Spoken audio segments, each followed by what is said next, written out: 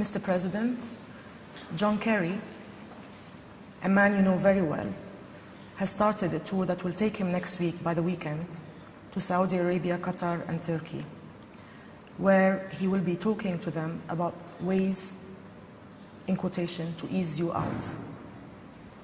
In London and Berlin earlier this week, he said that President Assad must go. And he also said that one of his first moves is to draft diplomatic proposals to persuade you to give up power. Would you invite him to Damascus for talks? What would you say to him? What is your message to him now, given what he said this week and what he plans to say to his allies when he visits them over the weekend? And if possible, from your knowledge of him, how would you describe Kerry from your knowledge of him in the past? I'd rather describe policies rather than describing people. So it's still early to judge him. It's only a few weeks since he became minister.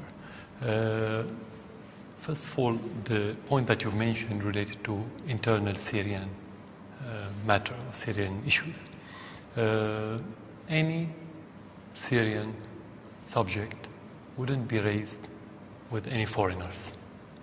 We only discuss it with Syrian within Syria. So we're not going to discuss with anyone who's coming from abroad internal matters.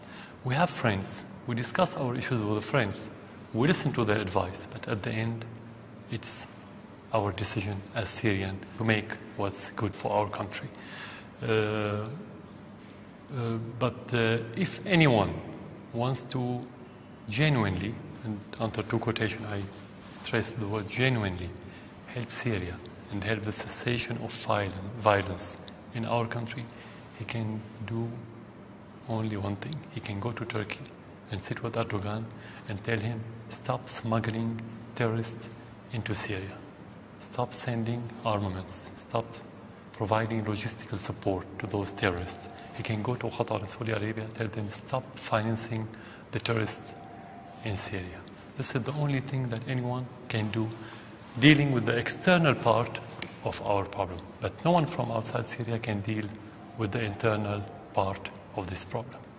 So what is your message to Kerry? Very clear, to understand what I said now. If you want me to, not message to Kerry, to anyone who's talking about the Syrian issue, only Syrian people can tell the president, stay or leave, come or go. No one else. I'm just saying this clearly in order not to waste the time of others, to know where to focus. What role, if any, do you see for Britain in any peace process for Syria? Have there been any informal contacts with the British? And what is your reaction to Prime Minister Cameron's support for the opposition? What would you say if you were sitting with him now, especially that Britain is calling for arming the rebels? There's no contact between Syria and Britain for a long time. If you want to talk about the role, you cannot separate the role from the credibility. And we cannot separate the credibility from the history of that country. And to be frank, now I'm talking to a British journalist, to a British audience, to be frank, Britain has played famously in our region, unconstructive role in different issues for decades.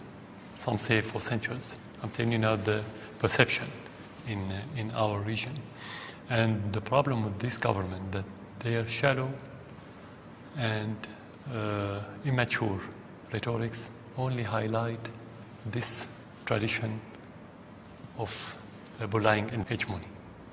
I'm being frank with you. How can we expect to ask Britain to play a role while it's determined to militarize the problem? How can you ask them to play a role in making the situation better, more stable? How can we expect them to make the violence less while they want to send military supply to the terrorists? And don't try to ease the dialogue between the Syrians. This is not logical. I think they are working against that, and they are working against the interest of the UK itself. This government is acting in a naive, confused, and unrealistic manner. If they want to play a role, they have to change this. They have to act in more reasonable and responsible way. Till then, we don't expect from arsonist to be a firefighter. Thank you, Mr. President.